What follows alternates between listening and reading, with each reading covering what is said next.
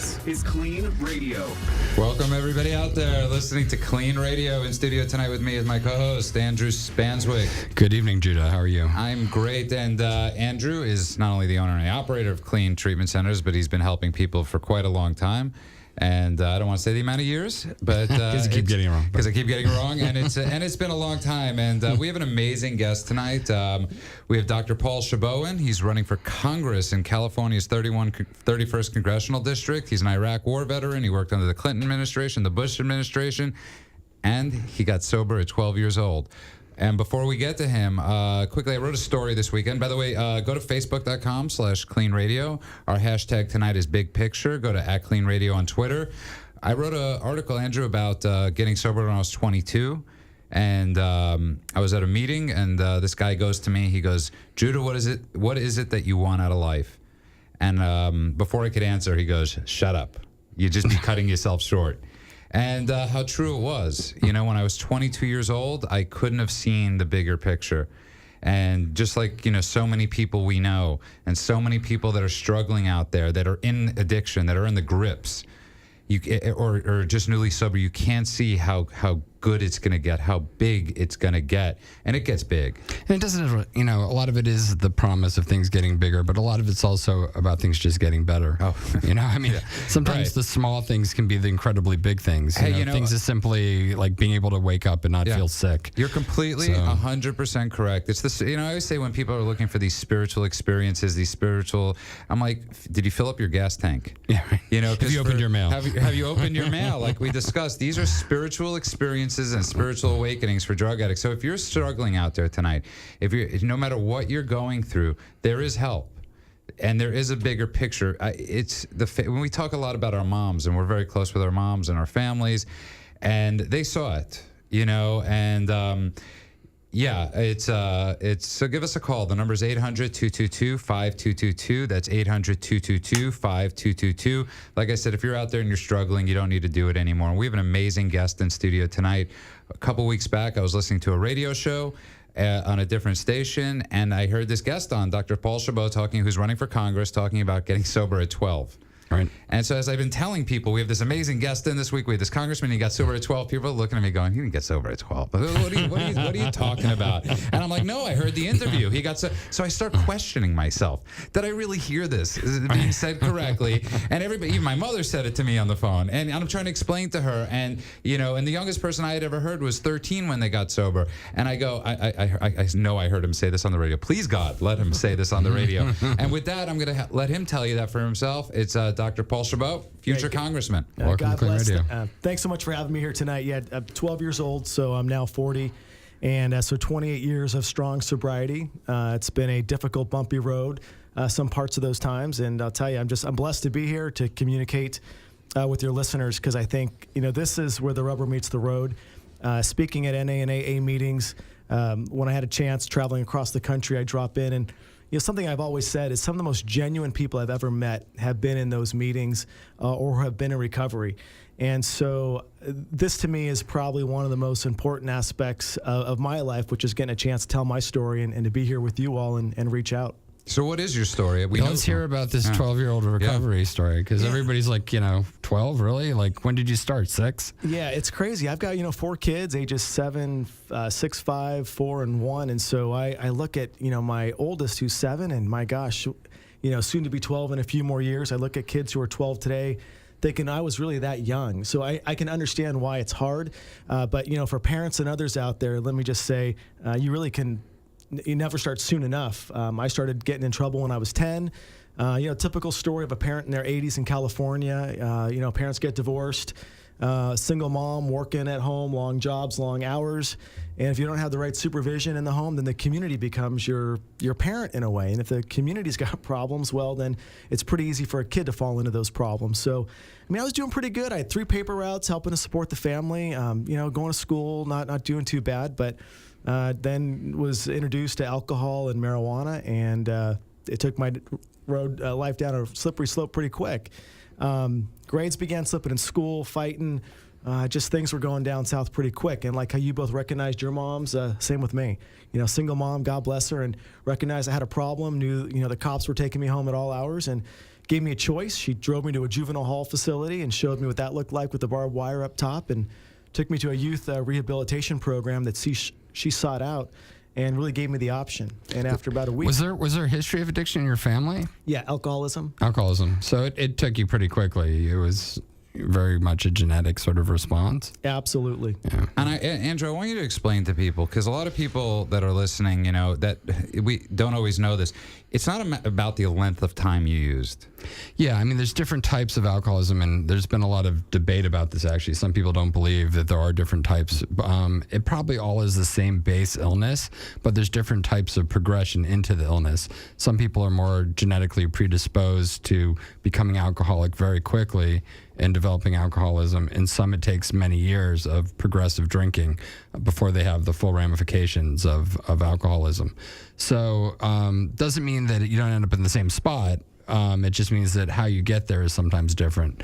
There's certainly some people that are genetically so predisposed to alcohol that the first drink they take, their eyes change, they're off to the races. It's a full-on battle. And I think that's what we're seeing here, where, you got, into trouble so soon, so quickly on such a fast path. And then you have, executives that drink large amounts every day, and then all of a sudden, they cross that white line. Yeah, they're incontinent, and they're like, they're not functioning at all, and they don't show up for work anymore. Or they're using other drugs to compensate for the alcohol so that they can function every day. So there's a lot of different paths to get to the point where you really need help. But you always end up in the same spot. So, and if you just tuned in, you are listening to KLEAN Radio. So give us a call. The number is 800-222-5222. That's 800-222-5222. We're in the studio tonight with Dr. Paul Chabot, who is going to be the future congressman of San Bernardino County, and that's Judah's prediction. Are you going to go by Dr. Paul, or are you going to go? I'm going to go by Paul. Well, it says Dr. I mean, yeah, it's actually very interesting, the Dr. Paul thing, because it's a story in one of the But here's an interesting story, and something I love that you just brought up is because Andrew and I are very against tough love. Andrew and I, in some ways, we're very against, and there was a story in New York about a retired FDNY captain who wanted to show his son tough love, and he died in jail. The kid died in jail. The kid died in jail. And one of the things that I love what your mother did that you spoke about was she set this up, right? You have a choice. Go to rehab. Right. Or whatever the other thing is. But she presented to you, it's almost like the reverse. It's love tough. It's showing people out there, and we talk about this all the time, so people out there that are listening, have a plan. If your son, your loved one's in trouble, have a treatment plan set up, and then say, if you don't do this, then you're out. But it can never just be you're out. Well, and I think it's different today in a sense also that it's very hard to find youth inpatient drug rehabilitation centers. Mine closed down, I think, 10 years after I went through it.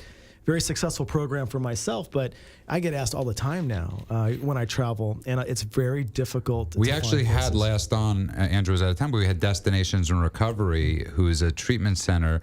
It's an amazing place what they're doing. So there are some good. I know for adolescents, but the bed count has definitely been challenged, and a lot of that's because of funding from government programs, largely been cut for people with addiction.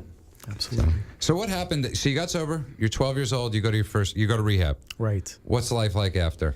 Life was, I'll be honest. I had a blast. It was like a reawakening for me. There were absolutely some difficult times. My mom did the right thing, though. She moved us out of the neighborhood. Moving us out of the neighborhood, though, from an not inner city, but more of a Riverside, which is pretty crowded back then, up to the middle of the desert, nowhere. Literally lived on a dirt road, a little bit hard to get in trouble, and but it gave me the time to breathe, if you will, to kind of settle in, because I think the most challenging thing, as we know, is that oftentimes addicts, will get clean for a bit, but they go right back to that same circle of friends. And hey, I know how difficult it is when your friends or buddies are drinking or smoking or whatever it may, and so getting away from that environment, especially as a kid with the peer pressure, was really important. But then something just awoke in me of pride. I would wear my NA and AA chips on my leather jacket, my denim jacket, and I all of a sudden loved talking about it. And kids would come up to me, and I went all through high school, obviously, not drinking or smoking. And in college fraternity, chapter president, went to every party, didn't drink. And I just loved it. And I never dealt with the peer pressure. I think the peer pressure settles in when we as humans become a little bit weak in our ability to be prideful in who we are. When we come straight out and say, look, I don't drink this and that, really ever in my life have I ever recalled anybody making fun of me. It was like, hey, good for you. Right. I mean, most people, they just want someone to drink with, and after they've had a couple drinks, they don't care. Yeah, that's exactly right. But that's something I also wanted to post tonight. What are some good responses? Because that we see it all the time. You know, you were 12, so you dealt with it right away. Yeah. But not everybody can. You know, sometimes there are executives, doctors. What are some good answers to say to people when they say to you want to drink? I think it depends whether it's a sensitive topic for you. I mean, the obvious ones are like, I'm on antibiotics, I can't drink right now. Another thing that's really good if you don't want to express that you're sober is, bring another drink with you, like a big thing of water. Just be like, I'm not feeling so good, I'm just drinking some water right now. Just so it takes that edge off right away. And then the other thing is, if you do feel like being open, just be like, I don't drink. And if they push you on it, just be like, look, I don't drink. What's the point? For the last time, I don't drink. Right. And I love that you lived your life. And I say this a lot. It's like when I got sober, you were at a concert a few weeks ago. You went to Vegas. You went to a concert. I didn't get in. Oh, you didn't get into the concert? You didn't hear what happened? No. I got bad tickets from StubHub. Oh, I'm sorry. But you were willing to go to a Nine Inch Nails concert. It was opening night. And for the tour, I went all the way to Vegas, waited forever, and then our tickets had been refunded somehow, and we didn't get in. Damn you, StubHub. Yeah. And but again, I got sober when I was 22, and I made a decision that this wasn't going to affect what I enjoyed doing. I loved going to concerts. I loved going to sporting events. It's one of the things at KLEAN that we're very big on is having fun. If you're ever in the Valley, Paul, on a Wednesday night, we bowl. About 40 of us. We sponsor a bowling league. I hold the lowest record of 31. No, there was an 18. There was an 18. Somebody beat me? Somebody beat you. Is that with the bumpers on the side? It's a high-low game. No, so, there was no bumpers. And we do this every Wednesday night in Studio City in the Valley because we want people to see that there's fun. Right. Whether you're going back to college, living your dreams and not being stunted by being sober. But I want to get to Rachel calling from Seattle, Washington. Welcome to KLEAN Radio, Rachel. Hi, Judah. Hi, Andrew. Hi, hey, how are you doing? Hey. Hello. Hi. I was just calling in, Paul. You just inspired me to call in. Getting sober at 12 is crazy. I got sober at 22, but really it was people like you getting sober so young that showed me that getting sober at 22 wasn't too young, because when you get sober at 22, I think you still think, oh, am I too young for this? Like, should I wait maybe? Like, am I going to fit in? And I actually did the beginning of my recovery helping out in this rehab center for kids that were under the age of 18, and there were 12, 13, 14, 15-year-olds in there. So it just showed me that, you're never too young. I couldn't be too young. If all these kids were in there, I better grab onto this thing right now. Yeah, Richard, we have clients that come in at 65 and still think they're too young. But that's the thing, and I realized that because I hated it. I got sober the first time I was 18 when I first tried, and people would say to me, you're so lucky you got this while you're young. And I used to look at them with such anger, thinking I was so jealous that they had the extra 20 years to drink. And then I realized if you get here when you're 20, 12, 40, you're miserable.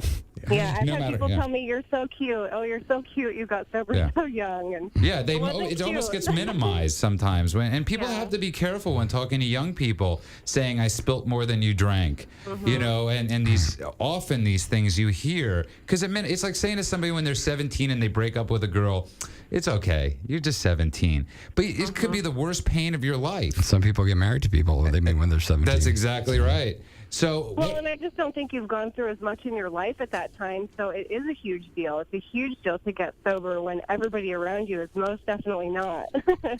That's definitely true. It's a big thing, yeah. I think, Paul, you were head of a fraternity, president of a fraternity.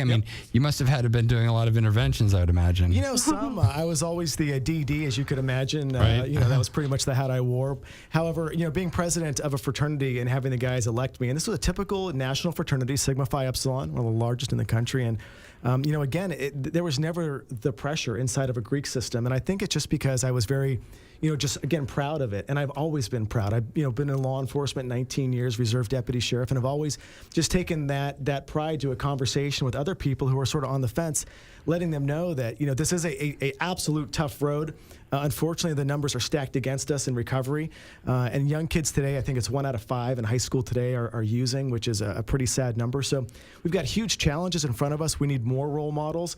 That's why having KLEAN out here is amazing. I mean, I wish we could amplify this, really across the country in schools and everywhere, because we need to make this cool again. We need to, and we've tried in some small measure, but the young kids aren't hearing that message. And so, no matter what age you are, 12, 22, 65, God bless you. I think right now the odds are stacked somewhat against us, but we got to keep pushing forward and getting louder. So let me ask you a question. I'm actually, because Rachel got sober young and you got sober young. Why is that? What's happened?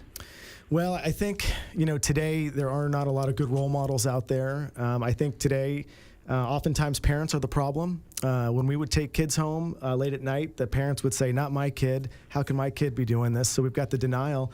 And then we have, I think, a larger segment today of the adult parent population who themselves used, for example, maybe marijuana. Or still use. Yeah, or still use. And they think the ditchweed of what they were smoking in the 60s, 1%, today, THC. It's just we just need a better adult conversation with this, and it needs to come from our leaders on down, and we're missing that.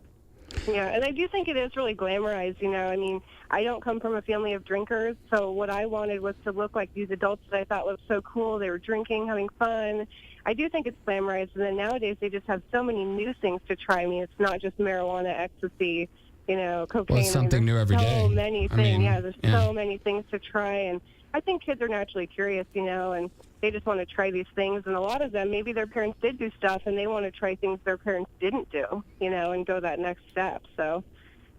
Great. Perfect, Rachel. Thank you so much for the call. Thanks. Thank you. Okay. And we got to run. And if you just tuned in, you are listening to KLEAN Radio. We're in studio tonight with, I'm just going to say, Paul Chabot, running for Congress in the 31st District of California, Iraq War veteran. You've done a lot, and you got sober when you were 12, but it's been a long time since then. It's been 28 years. So give us a call. The number is 800-222-5222. That's 800-222-5222. And I think something you brought up, that Andrew, that's very interesting, is making it cool again. Yeah, I mean, that's sort of true. And Paul, I'd just like to go through like some of your, you're obviously you're running for Congress. Right. And you have your flyer here, which I like. Yeah. It's kind of cool. Thank you. So, and it's amazing, as I was reading through it earlier, I realized that a lot of these issues have an underlying pinning that still involve drug issues. Absolutely. Right? And addiction issues. I mean, increased jobs, a lot of that has to do with, whether people should legalize drugs or not, and bring those jobs legitimately and create taxes or not. Lowering taxes, should we be taxing certain things and not other things? Fixing healthcare, oh my goodness, we could talk about that for probably 4 shows. Right. Reform education, you talked about that already a little bit. Fighting crime, gangs, corruption, obviously a lot of that has to do with the drug trade. Absolutely. Keeping kids away from drugs. That has a lot to do with all of that as well. And then help military veterans. We're seeing a huge amount of problems with drug addiction and self-medication with returning veterans. And now one of the biggest things we're seeing actually now is homeless kids. Right. There's actually more homeless kids in a lot of areas than there are veterans, homeless veterans, which is becoming staggering and shocking. So maybe you could go through some of these and just tell me like how drugs affected some of these policy decisions. And you obviously, we didn't mention it too much, but you advised the government a lot in the past. Maybe you could tell us a little bit about that and how you created the policies that you have. Yeah, absolutely. Well, I worked for 2 different directors of Office of National Drug Control Policy under the Clinton and Bush administration, and it's more known in the movies or TV as the drug czar, if you will. And I had a real chance to work on national policy to reduce, say, methamphetamine laboratories or the Drug Endangered Children's Program to, help get kids out of these meth labs, get them tested and clean, and make sure that they're safe. But, when you look at crime in this country, most crime is drug-related. Most arrestees test positive for illicit drugs. So it's oftentimes somebody who's committing the crime is either under the influence or committing a crime, a property crime, to then go out there and supply their habit. Drugs are such a massive part of our unfortunate life here in the United States that impacts us all negatively, that if we better addressed the root cause of what we're looking at, what we're talking about here today, we could reduce many of societal ills, from the problems we're seeing in healthcare to our kids in school. So how does government play a role in that? Because to me, it seems like largely an individual decision to use drugs or not. And there always seems to be supply. Interdiction really hasn't worked all that well. I think you'd probably agree with that. Yes, no? Well, drug usage today is about half of what it was a generation ago. All things considered, where we are today, about 310 million people. But I very much believe in personal responsibility and accountability. But what I think is different is when you're dealing with an addict, they're no longer the same person they were when they were sober.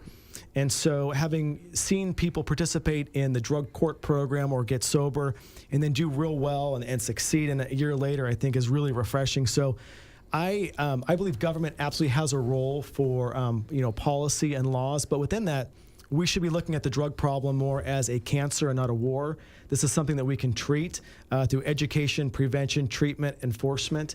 Right, but if you look at the war on drugs and since Nixon and the steady escalation in budget, I think he started at, what was it, 6 million or something, and now we're at 48 billion on the war on drugs annually, and the vast majority of that money goes for interdiction. Very little goes to treatment. Well, that's a big problem. We need more money for treatment, more resources for treatment. We need to really address that treatment part of this because. Again, it's very hard to find a youth drug rehabilitation program in my county, and I'm assuming my county is no different than many other counties. Right. So we absolutely need to look at ways to not only addressing it through a government perspective, but advocating how important it is for youth or adults for that matter, to get help. We have not, I think, elevated that to a national conversation today, and because of that, we're seeing more and more addicts on our radar. What I'm shocked by with legalization of marijuana is, everybody said, oh, let's legalize it, we'll tax it, but people don't really seem to understand how government works for the most part. And they don't realize that when you tax something like marijuana, all the governments tend to do is cost shift the tax away from other things. So instead of having to cover the school budget with the taxes from property taxes or whatever, federal intervention, they'll take the money and shift it into there, and then the money doesn't go to do anything related to what they're actually directly taxing. It just blows my mind. I mean, we've done a pretty good job in America of getting people to stop smoking cigarettes. We've talked about the dangers of tobacco and lung cancer, but with the marijuana, we just we don't have the same energy, if you will, having that discussion. It seems to be politically taboo almost today amongst both parties, and I think we really do need to have a discussion about it. If for any one point it's the kids, when we look at Colorado, I was on CNN a few days before it became law and legal, and I think CNN actually did a very good job of talking to kids in the local schools. And what I found fascinating was almost to a student in that interview, the kids are saying this stuff is everywhere, it's prevalent, everybody's getting high, and we know the marijuana today is not of the marijuana generation ago. Absolutely. And now the health and mental implications, we've got to address that. And if you just tuned in, you are listening to KLEAN Radio. That's Paul Chabot. And an idea that Andrew and I always talk about on the show is for every pot clinic they open up a treatment center with those tax dollars. That I would love to see. So give us a call. The number is 800-222-5222. That's 800-222-5222. Are you or someone you care about addicted to drugs or alcohol? Addiction ruins lives and destroys families. Bring an end to the pain and suffering by calling KLEAN Treatment Centers. KLEAN has helped people from around the world break free by not only treating the addiction, but the underlying causes and providing vital aftercare so people can get clean and stay clean with no gimmicks and no false promises. If you need immediate assistance or just have questions, call KLEAN Treatment Centers for guidance. A much better life awaits. Welcome back to KLEAN Radio. In studio tonight with Paul Chabot, who's running for Congress in the 31st Congressional District of San Bernardino, Iraq war veteran.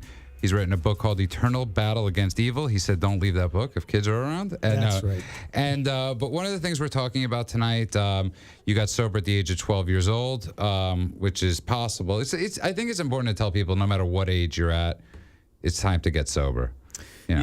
I do, and I think parents out there listening need to accept the fact that today's kids grow up pretty doggone quick, and what they are exposed to in communities and schools across our country, we've got to have an answer for them when they talk about drugs or alcohol. Parents have got to be able to have the conversation with them, and they've got to be educated on these substances. And so parents are at the front lines. Research shows us that the most important person in a child's life is a parent. Not necessarily a teacher. We can't depend on schools to raise our kids. They're only there for a short amount of time. Parents have got to take absolute responsibility for raising their kids and raising them and understanding that they've got them when they're young. You've got to work with them right away. So you're a member of the 12-step world. You openly say you go to AA, you go to NA, and you're also running for Congress. It's you get a set of principles sometimes in the 12-step world, and it's sort of cool that you get to bring these principles into sometimes absolutely an unprincipled thing, which is known as Congress. So true. But one of the things we also want to talk about, because we talk about a lot about this on the show, is about the legalization of drugs. And I think it's very hard. There's two sides to this, and I get both sides. One of the things, you got sober at 12, you're a huge advocate for children, and Right. and it makes it. I could see the argument of it's harder on parents if the drugs are legal, Yes. because they have nothing, they have no fight. Right. Well, what about also, I mean, there's different types of legalization, right? I mean, what about decriminalization even?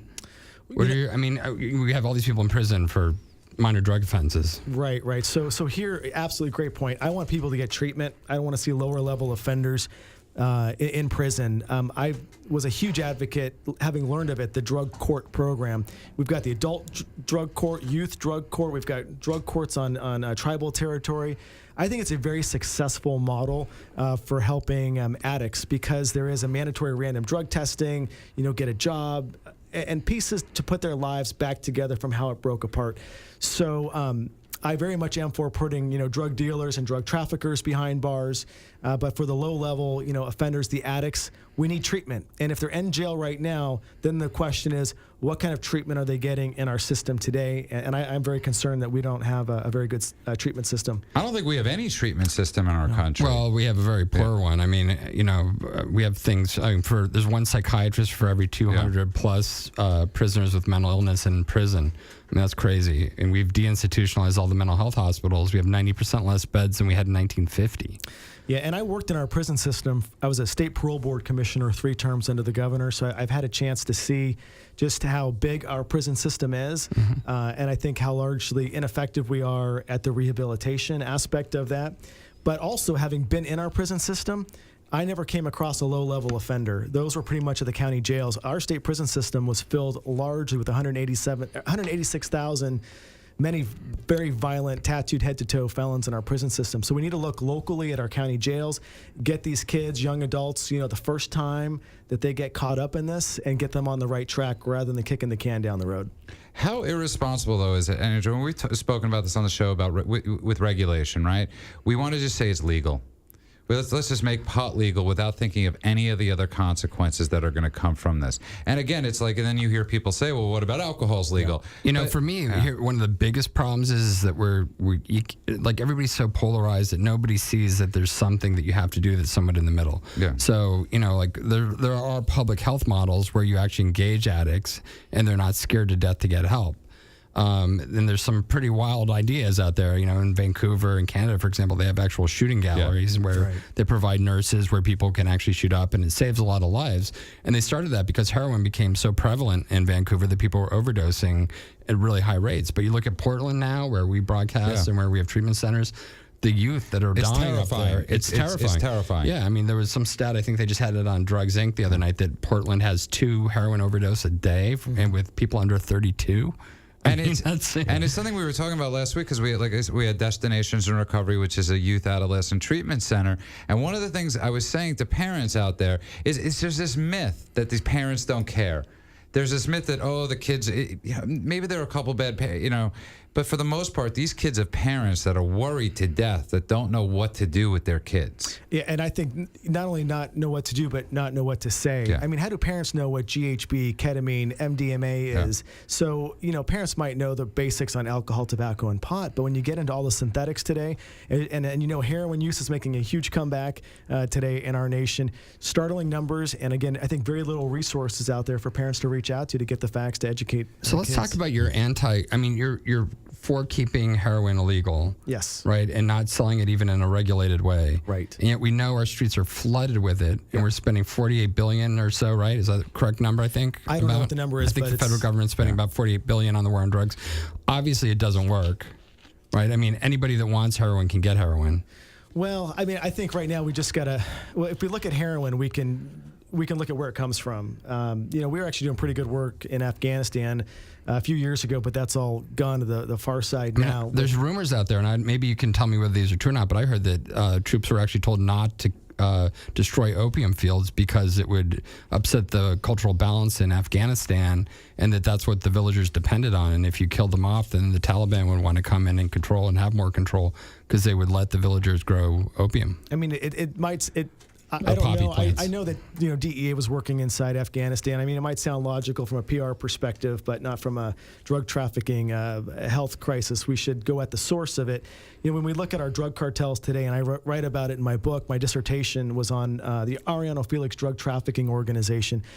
The DTOs that we deal with today, as you know, extremely violent, but they not only deal in drugs, they deal in human smuggling, weapon smuggling, DVD smuggling. I mean, you name it, they're in it to make money. And so, I mean, I think that when we see the price rise on the streets of drugs, we're doing a better job at interdicting it. But when the price bottoms out, like what we're seeing in many communities with heroin, we're missing it, and we're missing it especially at our borders today. So to me, it just goes back to why we need to secure our borders, but work with Mexico, other Latin American countries, and how to correctly work together to minimize the effect of cartels. I just saw this thing on Drugs Inc. This past week about Portland. I don't know if you saw it. It was on TV, and they had a thing, and I was shocked. This is something I didn't know.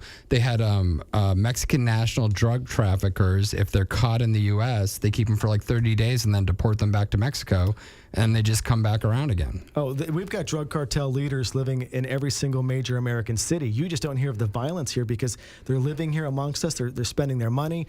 It's down in Mexico where the violence is. It's fascinating. But to go back to Portland and decriminalization or the marijuana experiment, we can look at places like Colorado today where they're seeing an increase in drugged driving. I think 3 for 1 in an LA Times article today showing a local county sheriff saying we're getting 3-to-1 ratio, more people driving high now from marijuana than from alcohol alone. These are things I think the local electorate didn't think about, and now parents in those surrounding communities and surrounding states are saying, what do I tell my kids? And again, that's what it goes back to. And if you just tuned in, you are listening to KLEAN Radio. As Paul Chabot is our guest tonight. He's running for the 31st congressional district seat in California, which is San Bernardino County. Iraq War veteran. It's an amazing resume. You got sober at the age of 12. And one of the things we're talking about tonight is the legalization, and right now. But here's the thing. It's like, why isn't there any of this dialogue? We're talking about the... Well, I think there is. It's extreme. It's like legalize everything and don't do anything about the fact that it's legal other than tax it, and then don't decide what you're going to do with the taxes. Just have it go into the general pool, or make it illegal and then keep running this huge anti-drug industry, which is costing billions and billions of dollars and hasn't shown really all that great returns for what we're spending. I just don't think there's ever a human conversation. I think there's a lot of conversations in the middle. Like before we legalize pot, if we were going to legalize it, why not put in really strict regulations and make sure the tax is going to things like education and prevention as well as treatment? Make the users pay for the treatment that needs to be done. And I might also mention we can look at, I think, a relatively good job our country has done. I'll go back to tobacco. I mean, tobacco use today is, I think, a fraction of what it was 40, 50 years ago. But it's because we've had a very good public health campaign across this country. We don't see that. But it's down by half, but it's still 21%. You're right. Absolutely. It's still a huge number. It's 1 in 5 people are smoking cigarettes. Right. And it kills 1 out of every 2 people that smoke them. Sure. So that's a huge. Don't tell me that. Yeah. Please don't tell me that. No, but I just think dialogue is good, and I really don't think we have enough of this. It's a really cool thing. We live in a country right now that's so one side is the other. And I was telling somebody before the show, if I read your resume, and I didn't know, and I didn't look at party, I would say this is a guy I want running for Congress. And I'm not just saying that because you're on the show tonight. You've done so many different things. You've had this eclectic, amazing life. Aside from just getting sober at 12, it's been 28 years. You have a wife. You have 4 kids. You've gone to college. The Naval Academy. You have all these things. But we live in a society where we don't just look at that stuff. We look at who does he belong to.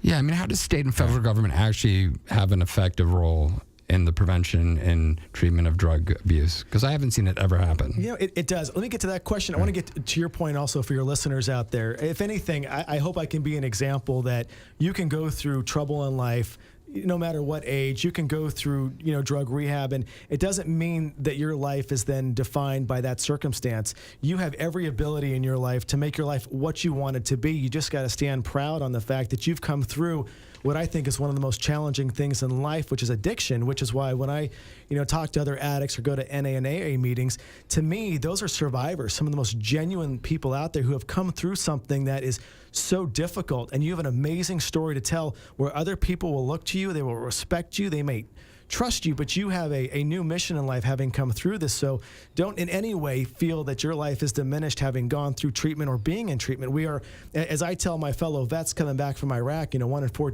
are having PTSD. Hey, we're all a little broken. Right. And the first step, acknowledging, some of these things, and we acknowledge it. So the other point is to our military veterans out there, many coming back, as I said, PTSD. We have many that call on the show Yes. that are just addicted to that from one right. painkiller to. And we've had all these scandals with the VA lately. Yes. Yeah. People getting dropped off the rolls and I'm an example of that. It took me, I think, 9 months to get my first appointment in the VA coming back. Wow. So I understand the frustration. Thank God I had, some of the 12 steps, if you, to get through the process of the frustration of being a vet. But think about our young vets coming back. I mean, I'm 28. When I was 5 years ago when I came back from Iraq. These guys are 19, 20, 21, seen a lot of combat, a lot of hard stuff, dealing with circumstances where we need to pick up where they left off the battlefield. And our VA system is failing them. They're going to continue to fail them, I think, for a considerable amount of time. So the veterans out there, my first message to you is, obviously,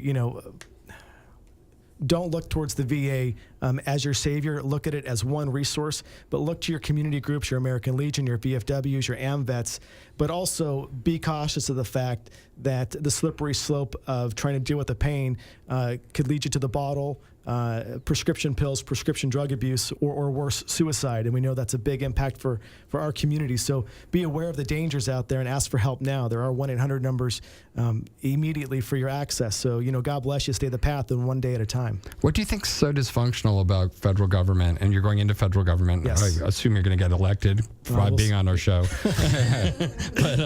But what do you think's so dysfunctional about federal government right now? Or how do you think you're going to change it to somehow make it effective? I think we're looking at a 10-year strategy to make our government truly effective. The biggest problem that I've seen, and I've worked not only for 2 administrations, but I worked in the State Department and DOD, and then at state level, it's that the government is largely broken and ineffective, and the larger it gets, the more ineffective it gets, the more impersonal it gets. And so we need to look at how the private sector, not all, but some of these issues, and accept the fact that the VA system handles care for less than 0.5% of our population. If the federal government cannot run our VA system correctly, healthcare for that percentage of the population, we should not expect Obamacare to be a great program for the rest of us now or years to come. So the government is not always the answer, but it can provide partial solutions. Obamacare is largely privatization. Well, it's not health care reform. It's health insurance reform. It's allowing people. It's forcing access. It's limiting. It's ration care. It's limiting one's ability. I'll give you an example. If I am a vet, but let's say all I had was VA healthcare, or you're in Obamacare and you've got that one system. You're now dependent on that system, and that system is broken. In the VA, they don't have certain formulary, or you got to wait a long time. Thank God I had private insurance that I could then go to, which I also kept. In today's system, you're going to have one system, and that's really what the government. I mean, it's really going to be based off Medicare, which is over half of all delivery of medical services in our country, and certainly the most expensive for end-stage life. Well, right. So, and Medicare, and God bless our seniors. I mean, that's another huge issue that we have to address as our nation to keep it solvent and keep the promise. Well, we also have to change the term seniors because people are now living to 95. Yes. Do we call them super seniors? I like that. Yeah, there you go. Because we're going to have a whole society of super seniors. But it's amazing that we've seen that in our treatment centers. That people that would never would have gotten sober. Yeah, 65, 70 years old coming in for treatment because they're going to live another 10, 15 years or 20 years. And it's time to get sober, and nobody's in the family's going to put up with them, because normally 2 years and they're gone. Hate to be cruel about it, but that's probably most people's attitude in the past. And now they're like, oh, if you're going to live another 20 years, we now have to do something about it. And we're seeing all sorts of new illnesses come into our treatment centers, psychiatric illnesses, TIAs, little mini strokes in the brain, because we can fix the cardiology of the heart, but we can't fix the vessels in the brain. So you get little strokes. So we're seeing more and more dementia and problems like that, which add to violence and aggressive behavior. So all these new things are happening. As science progresses and people live longer, we start coming up with new problems that we have to solve. And that puts more of a burden on Medicare and other government services. Protecting the elderly are some of the, it used to be that the elderly were the poorest people in the world. Now are in our country. Now it's the children, but it's quickly becoming the elderly again. What do you say to people, by the way? What do you say, like, when you talk about this as you're running for Congress? This isn't always the most popular thing to talk about. Drug addiction is, we deal with entitlements. We talk about this all the time. And I know at the beginning of the show, I was watching your Facebook because of what Andrew talks about, that we like to give away stuff. Andrew. Right, we're a for-profit company. I mean, I'm a big. Yeah. I'm actually anti. Nonprofit companies to some degree because I think they're a big scam, but one of the things is we always ask for people to give a little bit, whether it's paying for your plane ticket. You have to have a part in your recovery, no matter what it is. You have to have a piece. You have to have a little vested interest.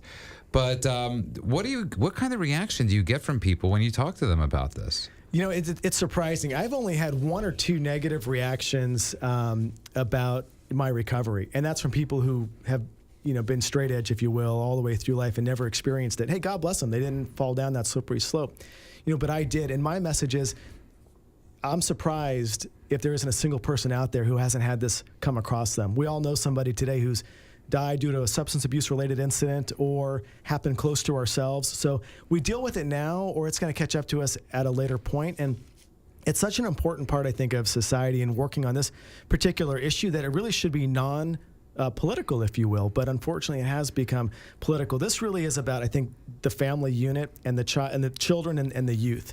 So to me, I approach this job, hopefully elected to Congress, in a very simple lens, and that's what kind of country do I want my 4 kids to be raised in? But it's funny. It's like, even as you say that, and I know where you're coming from. You got sober when you were 12 years old. We're in studio time with Paul Chabot, and you got sober when you're 12 years old, and you're sharing your personal story.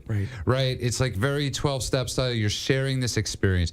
But part of it, the problem is when you say it, if you don't know the background, it sounds like, here we go again, another guy talking about family values. Sure. You're talking about it. You're not talking about it from, no offense to the James Dobson family. Mm-hmm. You're talking about it from your own personal story. Yep. That this is the problem. It's been in your experience, and I think if there are more people like you sharing it in that way, because we don't have enough of that, Andrew. I mean, I think a lot of people are using drugs, and I was talking about this with my fiance earlier, and we were driving out to Palm Springs or back from Palm Springs, and there was a woman who was pouring alcohol into a juice in a paper bag, and she said to me, it's amazing how many of these people, it's clear that they're just trying to cope. It's just like 10 in the morning. She was just trying to get by for that day. And I think a lot of people that are addicted are in that position where they've gotten to the point where they're just trying to self-medicate and survive. Yeah, for me, I mean, I love talking about recovery. Yeah. I get very passionate about it. I mean, I could. There's no audience that I'm afraid to discuss this with. And, for me, I've been doing it for so long, it is just very natural for me. But I think, what's unique about this recovery is the people through recovery, I think, are very passionate about what they've been through, because to survive through recovery in itself is extremely challenging, and you're surviving every single day, one day at a time. So there's something just unique about that subset of a culture that can sustain in an environment today which is very turbulent with a lot of pro-drug messaging. So we need to not bottle that up and sell it on a street corner, but better explain to the masses, the how and the why, and tell the stories louder, because we are getting outnumbered in the media, the music, the movies, about glamorizing the very things that are destroying our communities, especially the inner city minority communities. It just floods my mind to see what happens in there with the drug dealing and the alcohol liquor stores. It seems like a lot of that bothers me, though, because is from politicians, and no offense to the statement, but the reality is that we've had institutionalized poverty in this country going back pre-Jim Crow. I mean, let's face it, it's no accident that we have huge underclasses of minorities in America. It's been forced down their throat, multi-generational problem. There hasn't been any real effort to change that.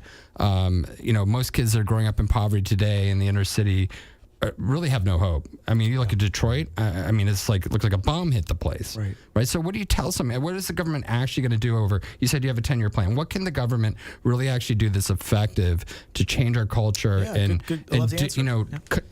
Do we actually need to look back at the idea of reparations from slavery and from affecting a huge underclass for the benefit of some capitalistic businesses, or is that just completely un-American? No. I believe in it becoming local. Look, I am a firm believer in programs like the Drug-Free Communities program out there, which brings together 12 sectors of a community to address problems. You got to start small and go big. So I very much think that for the most part, the leaders in Chicago are to blame. I think they're looking at it from a political lens and not the human lens of a child, and how to address to make the drug problem smaller. We also have to accept the fact that we are never going to quote unquote win the war on drugs, much like we're never going to win the war on crime, because we're never going to 100% eliminate crime or drugs. So, but because we're not winning the war doesn't mean we eliminate it. We must stay on it, but we must make sure that we're making an effective measure every single year. And by that, we've got to make sure that we're making the problem smaller and smaller. Look, I'll correlate it to Iraq during the surge. We were able to pretty much decimate al-Qaeda in Iraq, which flooded up to the northern area of Mosul, which is a different story today. Right. But that's because we worked with the communities, the local Sons of Iraq, and people taking back their own communities. The government can't come in. The government maybe can help facilitate, but it is up to those local, passionate people in their communities to do that. And I am just floored that it hasn't already been done. I mean, the great quote from the movie Traffic was, though, how can you have a war on yourself? Right. And we sort of see that where we got involved in a civil war in Afghanistan and Iraq, and now we have this civil war in America against ourselves over the use of people self-medicating, using drugs, getting doctors giving them prescriptions for opiates, and then they end up having to use heroin because they get cut off and there's no pain clinics that effectively deal with them. There's no detox programs. They go to the street, they're desperate. I think we've lost a human voice. I honestly think that's what it comes down to. For me, It's like policies become dogmatic without any real practical there's understanding of what's really happening, how people feel and what's going on. There's no humanity, and I think, Paul, that's one of the things I love about your story is that there's humanity there, because this happened to you. This is your story, and when you tell this, it sounds like, if you weren't listening, like I said, you could be, it almost sounds evangelical if you don't know the story that this actually happened to you. This is the reason why you want to change. And I might also add that, a part of this, this discussion is we often too many times in our culture or society have meetings to have meetings and not getting things done. You'll get a community rally together. True. And it might make you feel good to have a community rally there, for 2-3 hours, but then everybody disperses and goes back. And so that's the frustration that I see, is too often politicians on either side of the aisle hold a press conference, but when the press conference is over, out of sight, out of mind. And we really need direct, focused leadership that is a continuum where they are consistently measuring success and failure, not being afraid to say we're failing, to then readdress and find another way to make the problem smaller. So in a business, you would have key metrics or KPIs, key performance indicators, and you say, okay, here's our goal for the company, right? And we want to hit we're going to reduce like the use of heroin by 20% over 5 years. Right. How could you create a policy as a congressman, bring that to the floor and say, let's really look at this objectively, yep. And nobody can argue that we want less drugs. So, here's the KPI we're going to hit, 20% drug reduction yep. of heroin. Go for it. How are you going to do that for us? If I had a silver bullet approach here, I very much believe in non-punitive random drug testing in our schools. It is proven to be, I think, one of the most effective measures for keeping kids off drugs in our high schools and, maybe even junior highs. Here's the reason why. First off, the parents got to sign on to it, right? Number two, for the non-punitive random drug testing, if your child tests positive, they're not getting kicked out of school, nothing's going on their record, but they're getting help. What we found is this program, which is all across the country, Democrat, Republican districts, is the number one reason kids like having a drug testing program in their school. Anybody know why? Reduces peer pressure. Yes, it gives them an out. So this program is... See, I didn't know that. That's great. Yeah. And so this program is implemented in certain school districts in my district of the 31st Congressional District voluntarily. You can go to the Redlands Unified School District, and I think it's still up there, that goes through the plan. But the parent has to opt in. You have the kids there willing, and just think of all the kids today that fall in that slippery slope. See, I think you're right on the key. I think we need incentives. You look at economics, things don't work in a capitalistic society unless there's incentives that make people make the right choices. And again, this isn't because we're running out of time, and this isn't because you're for invasion of privacy. Nope. This is because you care about But kids. it does cross that line, and that's where Americans get all like scared. Yeah. They're like, and that's like right. It's nobody like, should be able to take my urine. Nobody should be able to test and my I'm blood going to or say my this hair. right now, having just met him. Paul Chabot actually cares about kids. He cares about teens. He cares about people. And the reason one of the biggest reasons he does, because he got through it himself. Yes. And I think it's so important to always. It's almost like you always have to say. It's like the conversation where you always end it going. Not that there's anything wrong with that, And in this case, it's almost like you always have to qualify by saying, "This is why I want to do it." I've been through it myself, and there is hope. You got sober when you were 12 years old. You've had 28 years. You have a wife, 4 kids. You're sober. You're running for Congress, 31st District of California. And I believe he's in the lead, and we just pushed him further. in the lead. Yeah, we did. Even if it's one vote, He took the hard questions and he came up with answers. And I think it's got to give him credit for that. And I think it's so important to say that the reason you're doing this is because you're not trying to do invasion. You care. That's right. You're actually a guy that's bringing principles to Congress. There are the 12 steps, and you're bringing the principles to Congress, and you actually have a resume. And like I said to you, if I would just look at your resume and not know party lines, small business owner, Naval Academy graduate, all these different things, I say I'd vote for him in a second. Not that I'm allowed to say. You're allowed to say whatever you want. Yeah, I'm allowed to say whatever I want. That's right. I'd vote for him in a second. I might move to the 31st District just to vote for Paul Chabot. How do people find you? They can go to my website. It's voteforavet.com. And you're replacing an incumbent, possibly, correct? Actually, the incumbent decided not to run. Decided not to run. So it's an open seat. We just came through a primary, and now we're heading towards a general election in November. So please, visit our website, voteforavet.com. Reach out to us, email, phone. Love to get you involved from all across the country. How do you get people to vote in this coming election with it not being... Well, we talked about the passionate issues. Helping our veterans is Get real out big. the vote. Yeah. Addressing crime in our communities. We're keeping out of kids off time. drugs. Yeah. Can't believe it. And, Thank you so much for being such a good sport. Thanks and for having taking me. the hard questions. And I've never seen Andrew's eyes light up like he did tonight. And the discussion continues at KLEANRadio.com. Are you or someone you care about addicted to drugs or alcohol? Addiction ruins lives and destroys families. Bring an end to the pain and suffering by calling KLEAN Treatment Centers. KLEAN has helped people from around the world break free by not only treating the addiction, but the underlying causes and providing vital aftercare so people can get clean and stay clean with no gimmicks and no false promises. If you need immediate assistance or just have questions, call KLEAN Treatment Centers for guidance. A much better life awaits.